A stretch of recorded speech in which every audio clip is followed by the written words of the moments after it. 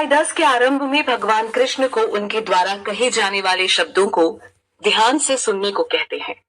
भगवान कृष्ण की बातें व उनके द्वारा दिया गया दिव्य ज्ञान भले ही सरल लगे, लेकिन हर किसी को उसे अच्छे से समझने की जरूरत है, क्योंकि पिछले अध्यायों में खुद अर्जुन भगवान की बातों को सुन असमंजस की स्थिति में पड़ गए थे। यह ज्ञान इतनी आसानी से एक बार में समझ आने वाली चीज नहीं है। इस श्लोक में भगवान कृष्ण अर्जुन को अपना प्रिय बता रहे हैं। तभी वो कहते हैं कि मैं तुम्हारे हित की कामना से इस ज्ञान को कहूंगा। इस अध्याय में भगवान कृष्ण अर्जुन को अपने ऐश्वर्यों के बारे में बताएंगे। हालांकि पहले के अध्यायों में भगवान अर्जुन को अपनी प्रकृति के बारे में कह चुके हैं, लेकिन यहाँ भी वो अपने ऐश्वर्य के बारे में कहेंगे। यहाँ भगवान कृष्ण अर्जुन को कहते हैं कि मेरी उत्पत्ति को न तो देवतागण जानते हैं और न ही महर्षि। देवतागण और महर्षिगण दोनों ही मुझसे उत्पन्न हुए हैं। दोनों का अस्तित्व मुझसे ही है। हालांकि देवताओं और महर्षियों को एक आम जीव की तुलना में काफी ऊंचा माना जाता है, लेकिन यह भी भगवान के ऐश्वर्य को पूर्णतया समझ पाने में विफल रहे। ऐसे में एक आम जीव भला कैसे भगवान कृष्ण की महिमा को समझ सकता है, जो कि माया के पाश में फंसा हुआ है। धरती पर कई बड़े बड़े विद्वान भी ठीक से भगवान की क्रिया को नहीं समझ पाते हैं। वैसे पहले के अध्याय में इस बात की चर्चा हो चुकी है कि भगवान कृष्ण अचिंत्य हैं, यानी जीव उन्हें अपने मानसिक या काल्पनिक स्तर पर नहीं समझ सकता है। अपनी भौतिक इंद्रियों की सहायता से भगवान को समझा ही नहीं जा सकता। तभी तो यह ज्ञान खुद भगवान कृष्ण अपने बारे में अर्जुन को देने वाले हैं।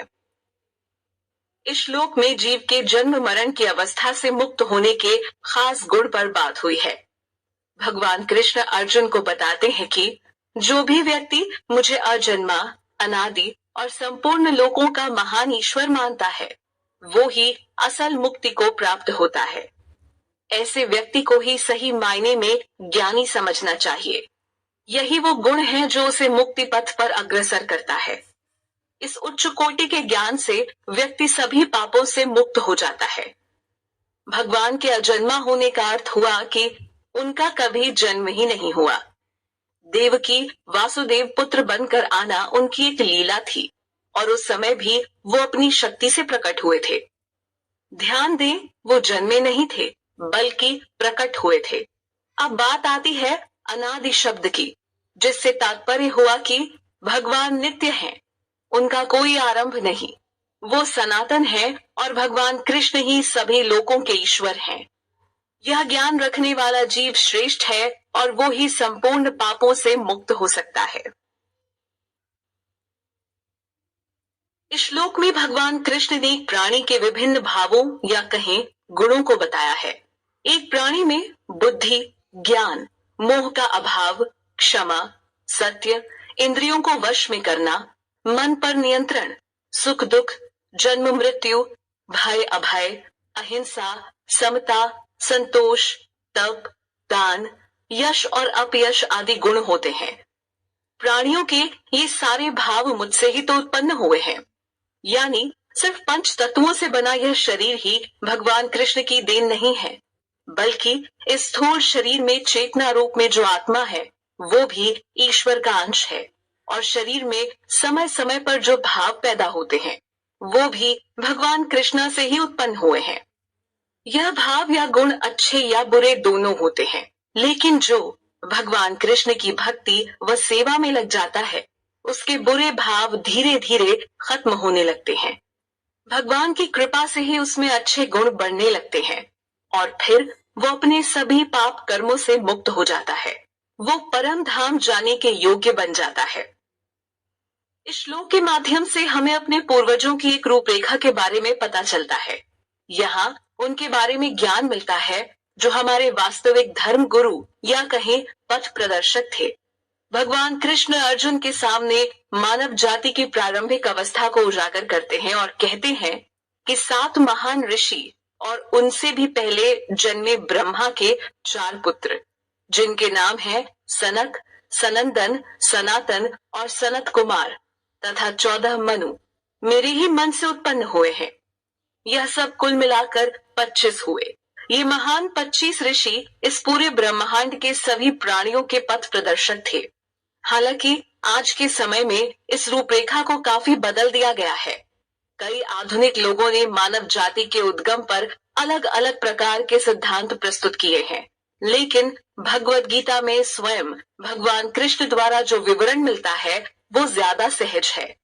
श्लोक में भगवान कृष्ण ने खुद को इन सब की उत्पत्ति का मूल कारक बताया है।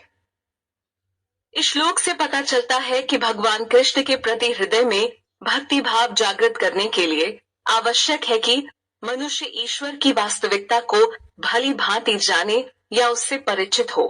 इसका तात्पर्य यह हुआ कि जो भी मनुष्य भगवान कृष्ण के ऐश्वर्य और योग शक्ति को पूर्णतया जानता है वो निसंदेह अपने अनन्य भक्ति योग से मुक्त हो जाता है।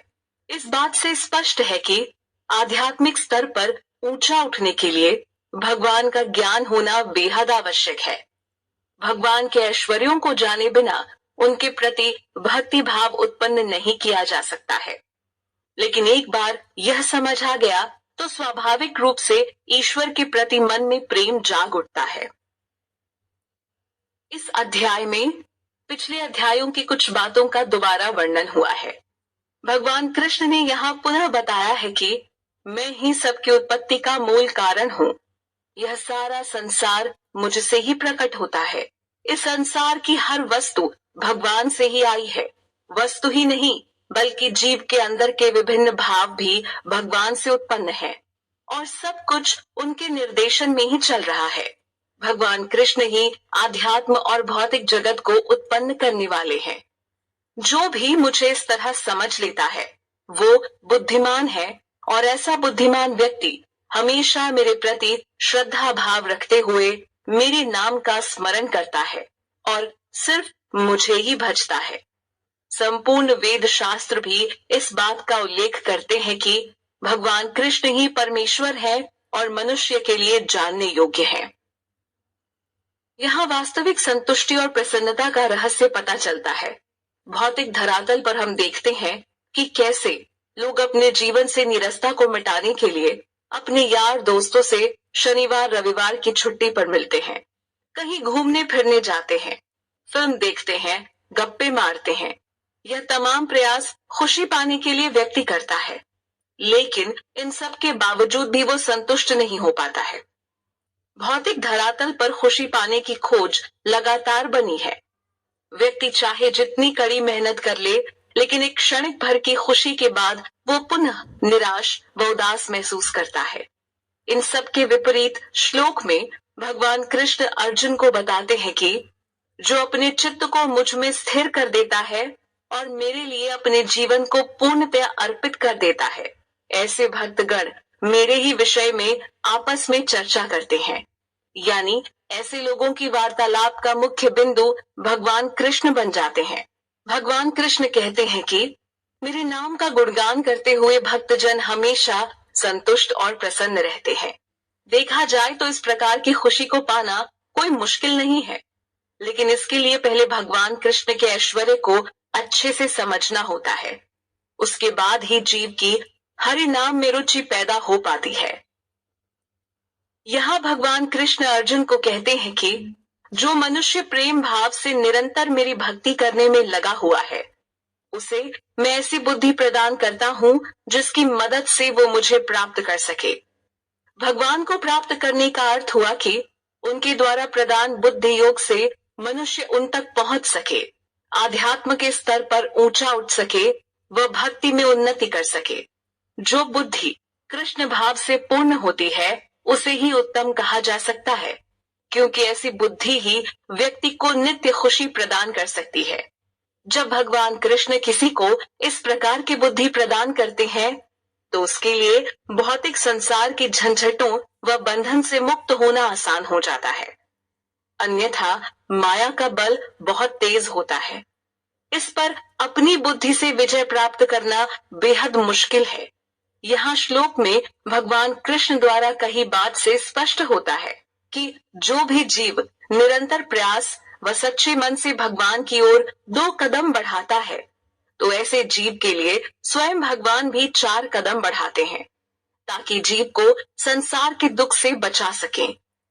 यही जीव के प्रति उनका करुणा भाव है। भगवान कृष्ण अर्जुन को बता चुके हैं कि जो भी सच्चे मन व भाव से उनकी भक्ति करता है, ऐसे भक्तों पर भगवान असीम कृपा करते हुए उन्हें बुद्धि योग से युक्त कर देते हैं। इस प्रकार की बुद्धि से वो मनुष्य आध्यात्म जगत में उन्नति करते हुए परम धाम को प्राप्त करता है। अब यहाँ भगवान कृष्ण कहते हैं कि मैं उन पर विशेष कृपा करते हुए उनके अंतःकरण यानी हृदय में वास करते हुए ज्ञान के प्रकाश से उनकी अज्ञानता के अंधेरे को समाप्त कर देता हूँ। इससे यह बात भी समझ आ जाती है कि अगर एक अविवेकी पुरुष भी अपने शुद्ध मन से भगवान की भक्ति करे, तो भगवान कृष्ण उसे भी स्वीकार करते हैं। ऐसे में भगवान उसे स्वयं विवेक प्रदान करते हैं। इसलिए किसी भी भक्त को इस बात की चिंता करने की आवश्यकता नहीं है। अगर वो भौतिक जगत से नहीं जुड़ता, तो दुनिया की दृष्टि में अनपढ़ या मूर्ख कहलाएगा।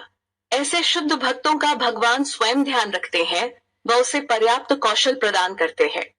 भौतिकतावाद में उलझा व्यक्ति भगवान की कृपा को नहीं समझ सकता, लेकिन निरंतर हरि नाम जप से मन के अंदर सदियों से बैठी मैल धुलने लगती है, और जब मन शुद्ध हो जाता है तो उसे भगवान अनुकूल बुद्धि भी प्रदान करते हैं। अर्जुन भगवान कृष्ण को बोलते हैं कि आप परम सत्य, परम ईश्वर, परम धाम और परम पवित्र हैं।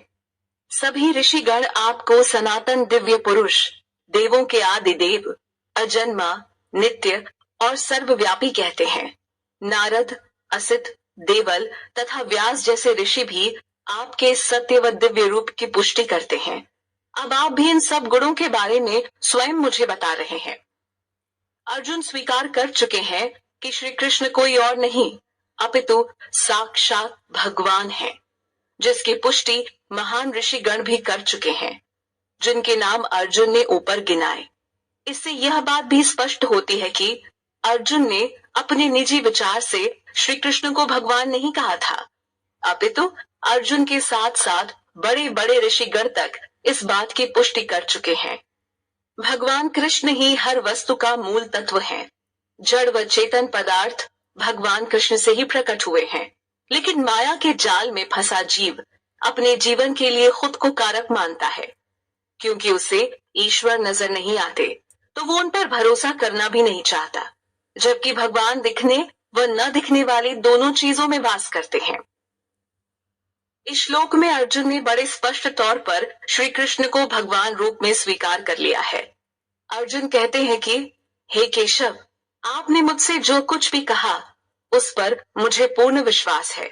आपकी हर कही बात को मैं स्वीकार करता हूँ और उन्हें परम सत्य मानता हूँ। लेकिन हे भगवान, आपके वास्तविक स्वरूप को न तो देवतागण समझते हैं और न ही दानवगण। भगवान कृष्ण की कृपा से अर्जुन ने उन्हें ईश्वर रूप में स्वीकार किया था, लेकिन कलयुग में आज बहुत से लोग ऐसे हैं जो श्री कृष्ण को भगवान नहीं मानते हैं।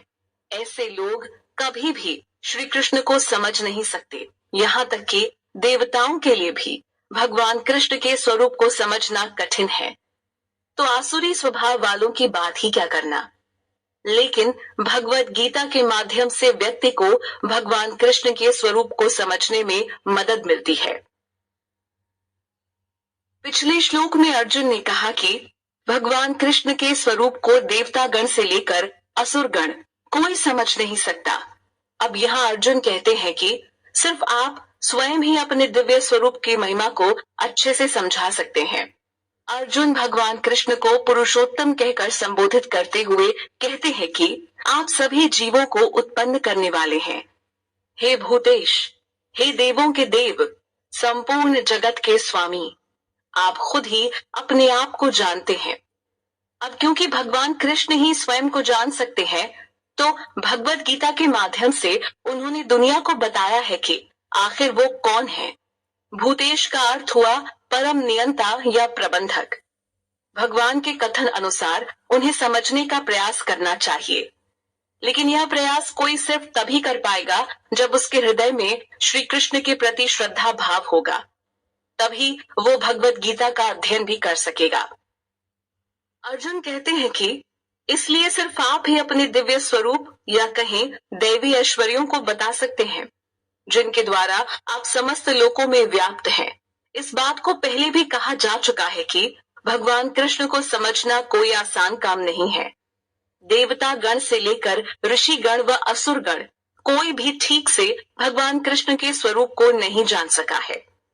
तो अब ऐसे में मानो अर्जुन स्वयं भगवान कृष्ण के मुख से उनके ही बारे में अच्छे से जान लेना चाहते हैं। हालांकि भगवान कृष्ण की कृपा से अर्जुन उन्हें ईश्वर रूप में स्वीकार कर संबोधित कर चुके हैं, परंतु अर्जुन के द्वारा पूछे सवाल से आम जन को भी भगवान के बारे में अच्छे से जानने का मौका मिला। आम जन के लिए यह सवाल काफी रोचक है। आखिर भगवान कृष्ण अपनी विभिन्न शक्तियों के द्वारा किस प्रकार समस्त लोकों में व्याप्त हैं? इस श्लोक में अर्जुन ने भगवान से बड़ा ही अच्छा सवाल किया है, जो एक आम जीव के लिए भी काफी मददगार है। अर्जुन पूछते हैं कि हे योगेश्वर, मैं किस प्रकार निरंतर चिंतन करूं कि आपको समझ सकूं? मुझे किन किन भावों के साथ आपका चिंतन करना चाहिए? यहाँ भगवान को अर्जुन ने योगेश्वर कहकर संबोधित किया है, जिसका अर्थ हुआ परम योगी। अर्जुन के प्रश्न से आम व्यक्ति भी ईश्वर के सर्वव्यापी रूप को समझ सकता है। देखा जाए तो श्री कृष्ण को भगवान रूप में स्वीकार कर लेने के बाद अर्जुन उनके आदेश पर युद्ध को तुरंत तैयार हो सकते हैं, लेकिन उनके मन में उठने वाले संदेह व सवाल वास्तव में